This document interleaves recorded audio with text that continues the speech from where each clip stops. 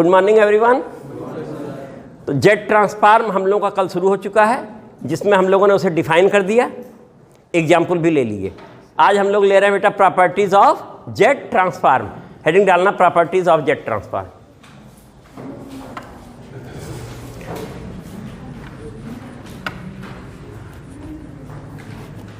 Properties of Z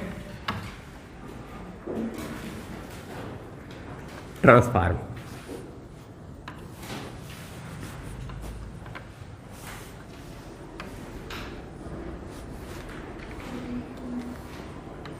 ये बेटा, तो पहली प्रॉपर्टी हमारी है लीनियरिटी प्रॉपर्टी।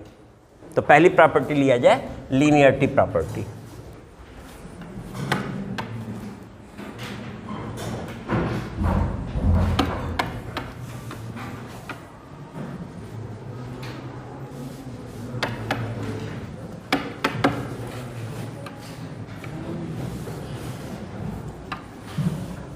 ये प्रॉपर्टी लैप्लास में भी थी, इनवर्स लैप्लास में भी थी, फोरियर में भी थी, इनवर्स फोरियर में भी थी, यहां भी है। तो अब इसमें क्या है, if Z transform of two sequences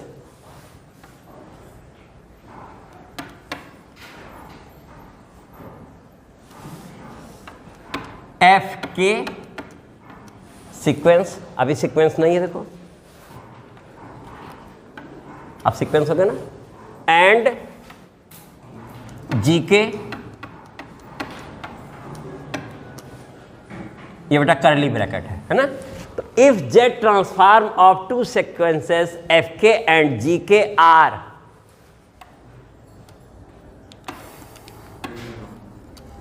Z F K and Z G के,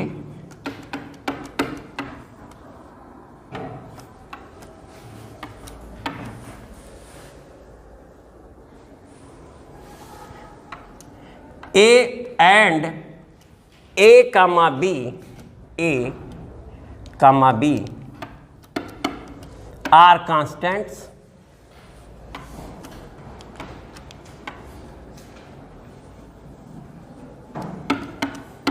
then Z transform of AFK plus BGK equal to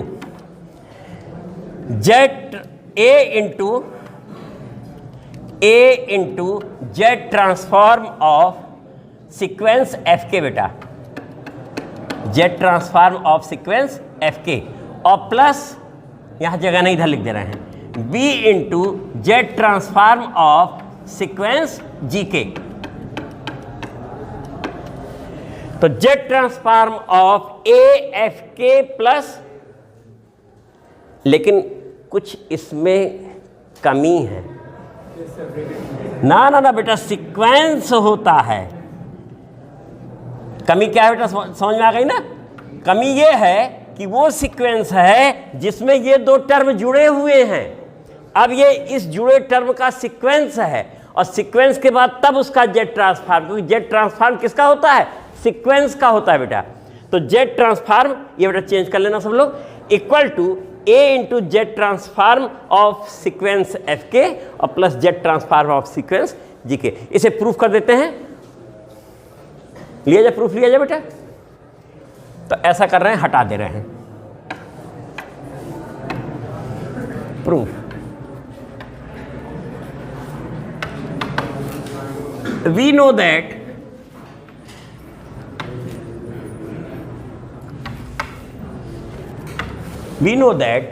Z transform of sequence Fk equal to Fz or equal to sigma k from minus infinity to infinity Fk z power minus k बेटा, यही ना। Then Z transform of A F K of sequence A F K plus B G K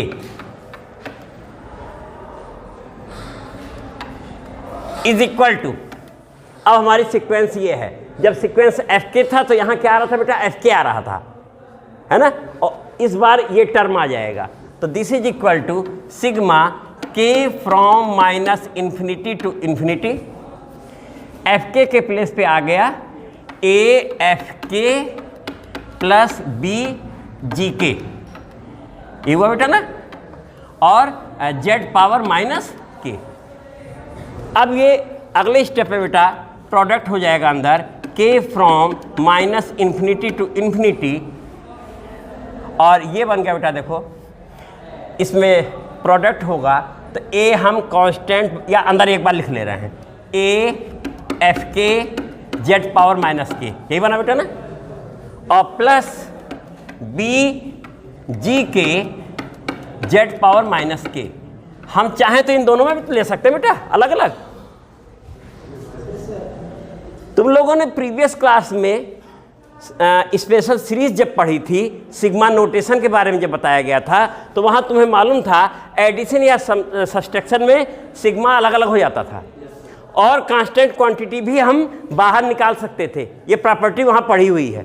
तो अब वही हम बेटा करने जा रहे हैं। दिस इज इक्वल टू, देखो ए कर दिया बाहर, sigma K from minus infinity to infinity F K Z power minus K, और प्लस यहाँ बी बाहर कर दिया बेटा, sigma K from minus infinity to infinity G K Z power minus के। देखो बेटा सही है। और सबसे पहले ही हम लोग बोले हैं कि जेड ट्रांसफॉर्म एफ के को हम ये कहते हैं, इसका मतलब ये A into Z transform of F K है। तो अगले स्टेप में आ जाते हैं इस प्लेस पर,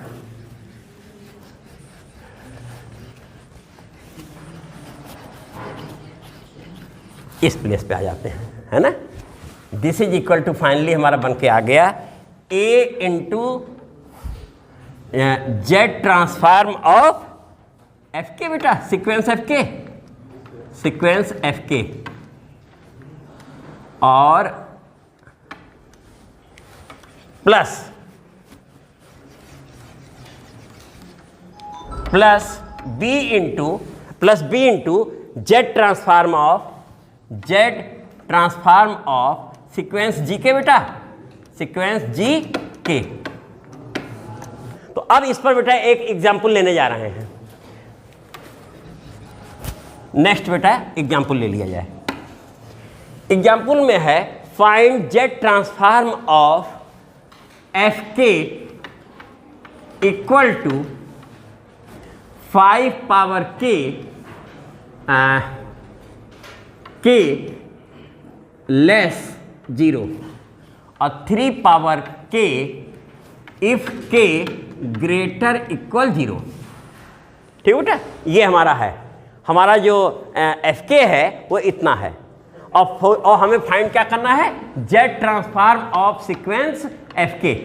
find Z transform of sequence F K, ये हमारा क्वेश्चन मार्क है, और हेयर एफ के क्या है, ये है सामने बेटा।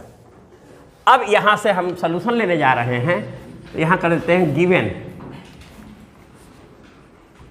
गिवन सॉल्यूशन बेटा शुरू हो गया नंबर 1, और हमें फाइंड करना है Z transform of F K. Now Z transform of F के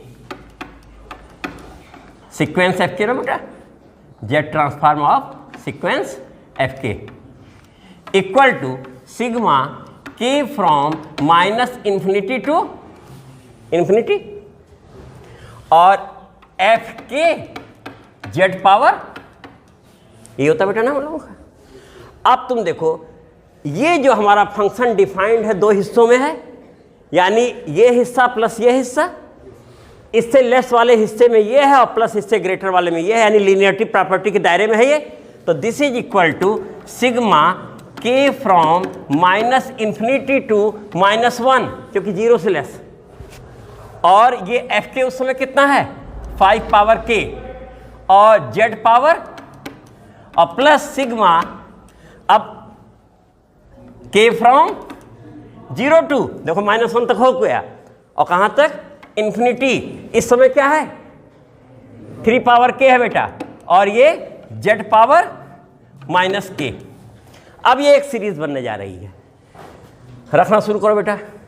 तो जब तुम माइनस में रखोगे तो ये कितना बन रहा है बेटा, देखो ये पहला हिस्सा इसमें जब रखोगे तो एक जीरो वाला भी आएगा, इसी में जीरो नहीं आ रहा, -1 पहला आएगा।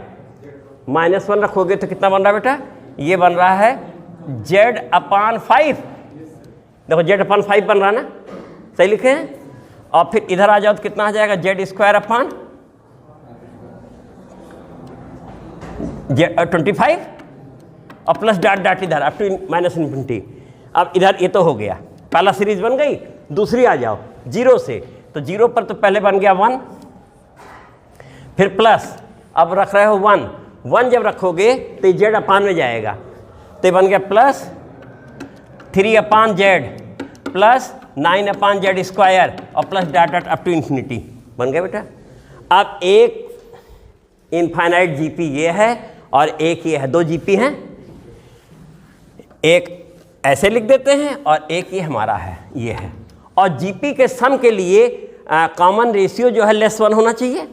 तो यहाँ तुम देखो 3/z -1 है और यहाँ ये भी -1 है, क्योंकि तुम पावर जो लिखे उसके ये लेस है। तो अब इसके आगे बेटा इसका जो सम होता है a/1 - r, a कितना है यहाँ, तो दिस इज इक्वल टू बेटा, अब सबको दिख रहा होगा। तो इसके आगे बेटा जो ये कितना हो रहा है a, यानी z/5 a है बेटा, (1 - z/5 हो रहा है, a/1 - r a और ये, और प्लस यहाँ आए तो यहाँ a कितना है 1 है बेटा ना, 1/1 - 3/z। और यहाँ है क्या हमारा, यहाँ हमारा 5/, कितना z/, z/5 -1 है और 3/z -1 है, तब ये लागू हुआ है। इसका मतलब ये स्थिति कब हो, कहाँ ये डिफाइंड है, वो एनलेस रीजन आ जाएगा तुरंत। z, यहाँ देखो z 5 और ग्रेटर 3, 5 से लेस और 3 से लेस में डिफाइंड है, कन्वर्जेंट है, एनलेस रीजन बना रहा है कि नहीं ये। तो अब यहाँ से बेटा जब हम आए तो तुम तेजी से इसका सम लिख जाओ, और ये हमारा क्या है fz ही तो है, और दिस इज इक्वल टू बेटा बन गया हाँ देखो कितना बन रहा बेटा, जल्दी से देखो, ये z/5 × 5/5 - z और प्लस ये हो गया z/z - 3, ये बन रहा बेटा ना। अब चाहो तो इसको फाइनली प्रोडक्ट करके भी लिख सकते हो, और नहीं तो इतने भी छोड़ दो, आंसर तुम्हारा हो गया है। तुम्हारा आंसर जो बन गया हम ये लिख देते हैं, ये कितना बनना था बेटा, देखो तो ये नहीं, ये कुछ, हाँ ये वही हम कहिए, तो ये बन गया z/5 - z और इंटू नहीं प्लस z/z - 3, दोनों ऐड कर लो, वो भी आंसर है। फाइनली हमारा आंसर कुल मिला के कितना है fz है। और हमारा फंक्शन कन्वर्जेंट कहाँ है, ये जो है वो 5 से 3 के बीच में, जो कि क्या है एनलेस रीजन है, उसमें कन्वर्जेंट भी है। तो बेटा इसके आगे अब कल लगाया जाएगा। Thank you.